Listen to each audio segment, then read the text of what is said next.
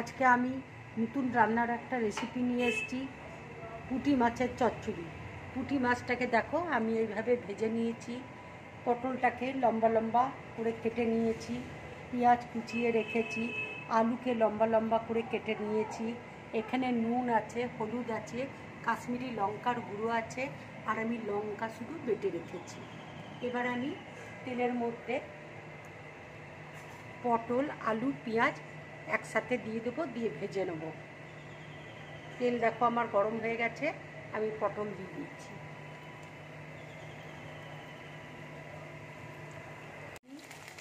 আলু, পটল আর পেঁয়াজ একসাথে দিয়ে দিচ্ছি, দিয়ে একসাথে ভেজে নেব।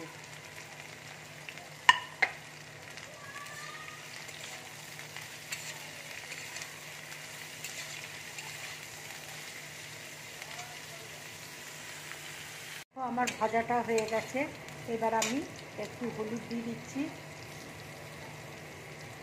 একটু নুন দিয়ে দিচ্ছি,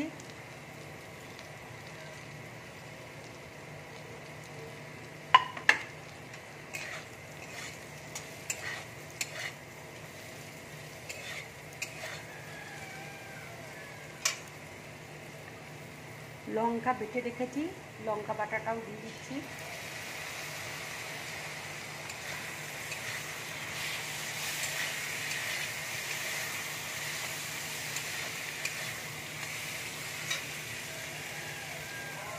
একটু কাশ্মীরি লঙ্কার গুঁড়ো দিয়ে দিচ্ছি।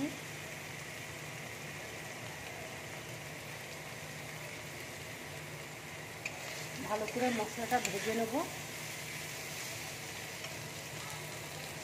দেখো ভাজাটা আমার হয়ে গেছে, এবার আমি একটু জল দিয়ে দিচ্ছি।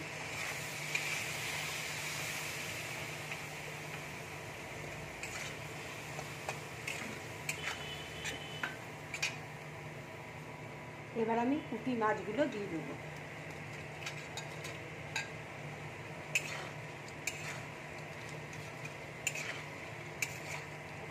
শুকিয়ে গেলে আমি নামিয়ে নেবো বাটিতে। উপরে কাঁচা লঙ্কা ফাটিয়ে রেখেছি, একটু দিয়ে দেবো। মাছটা দেখো আমার রান্না হয়ে গেছে, আমি উপর দিয়ে কাঁচা লঙ্কাটা দিয়ে দিচ্ছি। এবার আমি গ্যাসটা অফ করে দিচ্ছি, বাটির মধ্যে নামিয়ে নিচ্ছি।